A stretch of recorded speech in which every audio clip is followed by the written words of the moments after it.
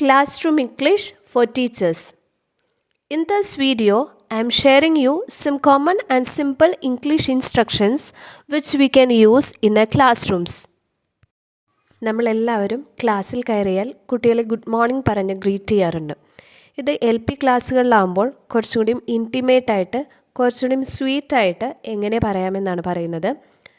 We can say, good morning my butterflies, or good morning my sweethearts, good morning my dears.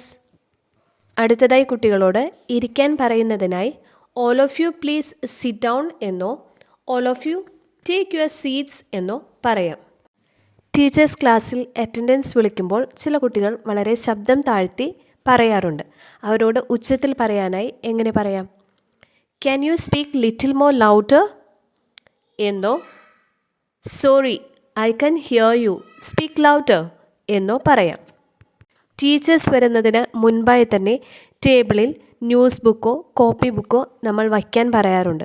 അങ്ങനെ വച്ചിട്ടില്ലെങ്കിൽ അല്ലെങ്കിൽ എല്ലാവരുടെയും ബുക്കുകൾ അവിടെ ഇല്ല എന്ന് തോന്നുകയാണെങ്കിൽ നമുക്കെങ്ങനെ ചോദിക്കാം?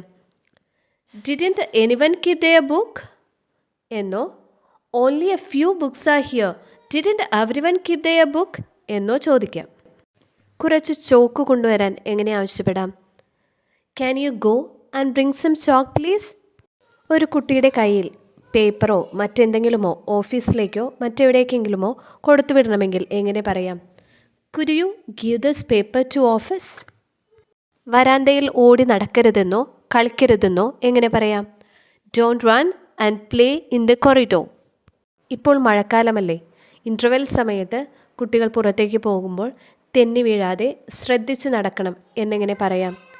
It's raining, walk carefully without slipping.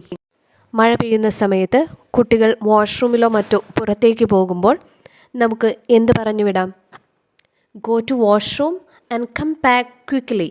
Be careful not to get wet in the rain. If you want more videos like this, comment below. Please subscribe and press the bell icon.